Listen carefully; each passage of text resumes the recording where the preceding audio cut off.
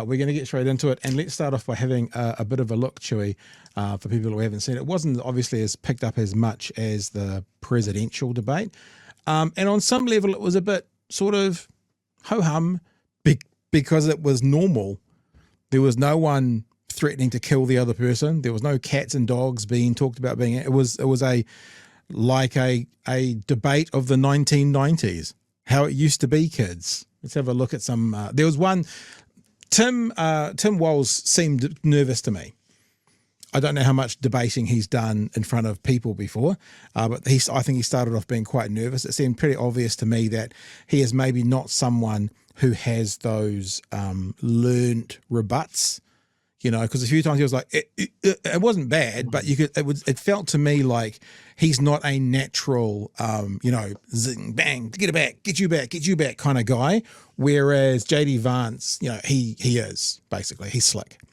So it kind of started off, I thought, with Mr. Walz kind of behind the eight ball a bit. And then he kind of came out of his own a bit and he sort of, kind of pulled even, I think. And then there's a zinger at the end. Not really a zinger, but a question that he asked at the end, which we'll show you tonight, which I think actually put him over the top. I'd give the win to Walz, but being really honest with you, if someone said to me, I'd give the win to JD Vance just, I'd be like, yeah. So it seemed pretty close. There was no big knockout. I tell you what, there wasn't. It felt to me like there wasn't a moment or something that happened that would cause anyone to shift their vote, right? Probably who came out of it best was JD Vance, because all he had to do was look like a normal part of the ticket that doesn't really dream about having sex with lounge furniture the whole night. And he did come out of it looking like just a quote unquote normal politician. I don't think, I said this last time and I was wrong, but I don't think this will move the needle that much. But it was an interesting thing to look at. Let's have a look at a few highlights from One News. Kamala Harris and Donald Trump's two ICs have duked it out in the only vice presidential debate of the US election campaign. Tim Walz from the Democrats and the Republicans' JD Vance squared off in a civilized contest that focused on the issues. Kim Baker-Wilson reports. How crazy is that? They focus on the issues, Chewy. Like, just how weird is that? Said as part of the headline because it's so strange these days. It's the vice presidential debate. VP running mates are usually the political attack dogs. When we start to see that type of fickleness because of Donald Trump's fickle leadership, that Donald Trump is fickle. And if Kamala Harris has such great plans for how to address middle-class problems, then she ought to do them now. Yeah, this is something that I've talked about. I don't know if we'll talk about it here, Chewy, but the response to that, which no one's really doing, is to say, can you tell to me how much legislation Mike Pence got through? How much legislation did Mike Pence get through as the VP? Oh, none. Because why? Because that's not the role of the vice president. No one's been good at this. No one's been good in America at pushing back on this. They keep saying she's got all these ideas. Why isn't she doing them now? Well, how many policies and legislative changes did Mike Pence do? None. Why? That's actually the response, and no one's doing it. Joe Biden's still alive. That's the answer. Well, barely. Theoretically alive. He's the concept of alive. But the point being, it's actually the Republicans have done well with that line. It's a bit like when National Hair sold the line about 15-year-olds and their their efforts at school and their key markers at school. They sold it enough without an explanation that just became repetitive. That's what they've done with this, and there hasn't been good enough pushback from the media and from the Democrats saying, "Hang on, what did Mike Pence get through? Nothing." Yeah, because that's not the role of the vice president. So you continually saying, "Why hasn't she already done it?" The answer is because she's the vice president. That's not her role. Anyway, we'll keep going. But for 90 minutes, the candidates hit more policy points than scored political points, articulating differing ideas on the economy. Donald Trump was the guy who created the largest trade deficit in American history with China. Immigration. What do we do with... It's pronounced China. He hasn't got the new pronunciation guide, obviously. China. So I think the first thing that we do is we start with the criminal migrants. Abortion. I asked a specific question, Governor. You gave me a slogan as a response. It's not the case. It's not true. That's not what the law says. And school shootings. So we have to make the doors lock better. We have to make the doors stronger. Do you want your schools hardened to look like a fort? Yeah, this is the strange thing about America. The way they get around school shootings is to make the school more impenetrable, not talk about the guns and the issues there. It's, Yeah, it's the weirdest. It's the weirdest thing in the world. Thank you, Senator. Only once did the moderators have to mute the mics. To get to, Senator. Those laws have been on the books since 1990. Thank you, gentlemen. The we want to have. CBP app has not been on the books. It's since something that Kamala Harris created, Margaret. Gentlemen, the audience can't hear you because your mics are cut.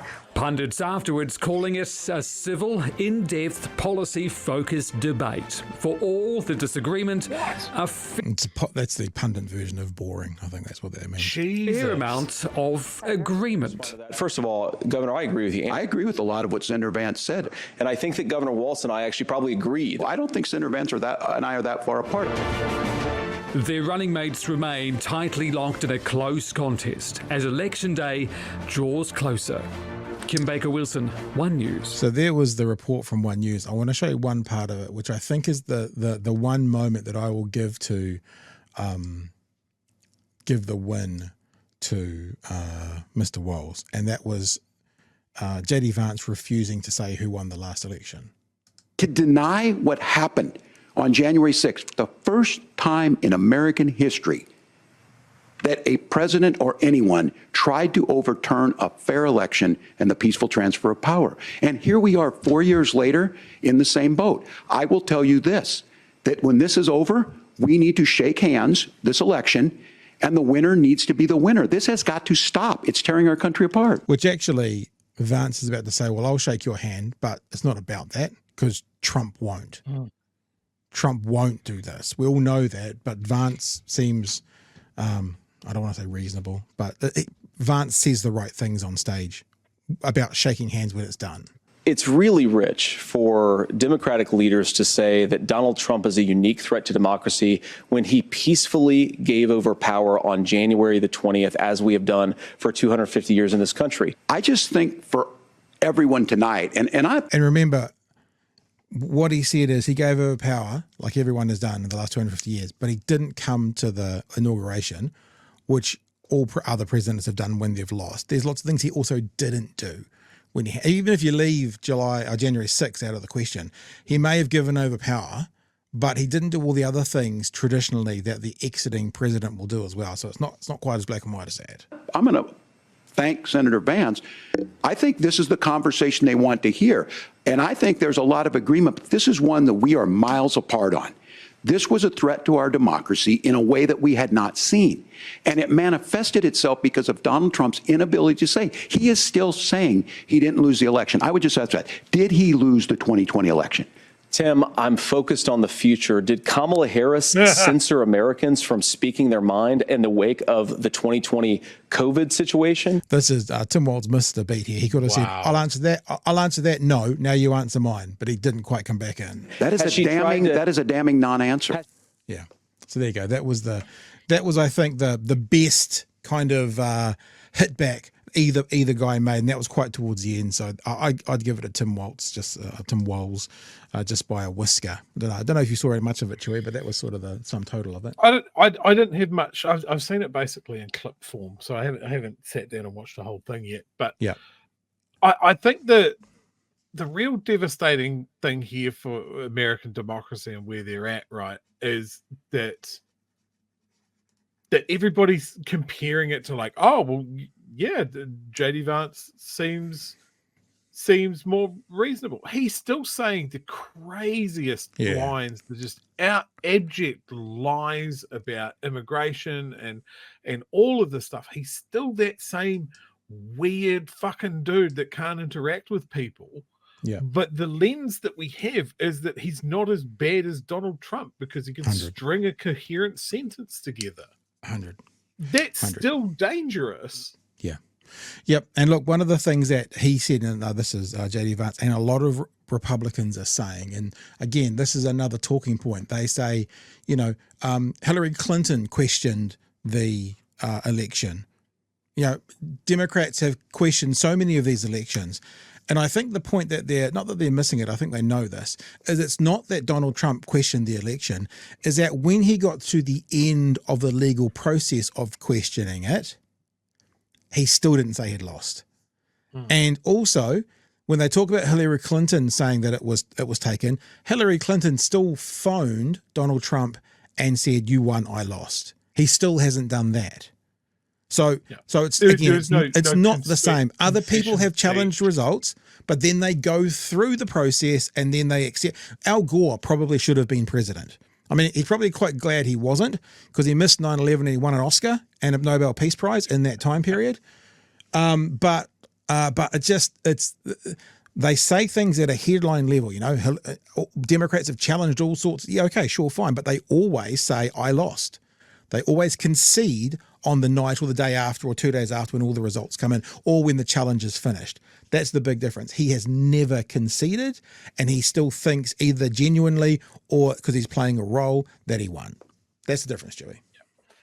I mean, it comes down, it's easy to say that you were robbed or the system is rigged or all of these things when the system over there is rigged.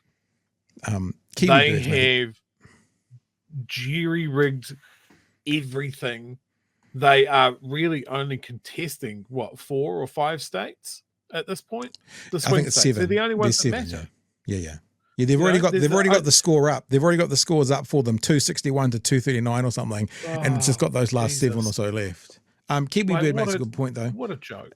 Walz was also pretty good on. I think Walz was very good on abortion, because you know you can be a stick with glasses and a Democrat, and you'd still be better than anyone in the Republicans on abortion. And he was very good, and he made a very good point as well about trusting women and their health professionals. And that's kind of where he stayed. He almost stayed away from the kind of pro-life, pro-choice. It was just like, no, this is about trusting women. You know, this is what it's about. And they use some anecdotal evidence, and that's, you know, it's never the best thing in the world to use anecdotal stuff, but like we always say, anecdotal evidence often tugs at the heartstrings about women who died because they couldn't get an abortion, or who had to travel kind of 600 or 700 miles and almost died because they couldn't get an abortion. And so he was keeping on. I think he got kind of said at some stage when he got accused of being, you know, kind of pro. He goes, not pro abortion or pro whatever. He goes, no, I just trust women. So it's quite a good. That's quite a good line. That's a good line. Yeah. I trust women and I believe in healthcare. Is just that's the way. That's the one right there. I did see that Walz made some reasonably unforced errors. I'm friends with school shooters. He said, I'm friends with school shooters. The one that I saw was he was trying to make a valid point about the price of insulin previously over in America. And he said it was $800 a month, and it's I think he overestimated that by almost double. You know, just like if you're going to quote a number like that, you got to get it right. He when he was talking about, he was asked why he changed his position on the semi-automatic weapons, AR-15s, that kind of stuff. And he said because he had a whole bunch of the people from Sandy Hook in his office, he met them all, and he said, I've become friends with school shooters. And obviously he was meaning with the families, the victims of school shooters. But that, if you look at right now on Twitter, those memes are obviously already going off. It's got him pictured in merry-go-rounds with school shooters and drinking drinks with school shooters, and it was a slip of the tongue that we know that Fox News will pick up on and run with. But that was a genuine slip of the tongue. It wasn't they're eating cats and they're eating dogs. It was nothing like that.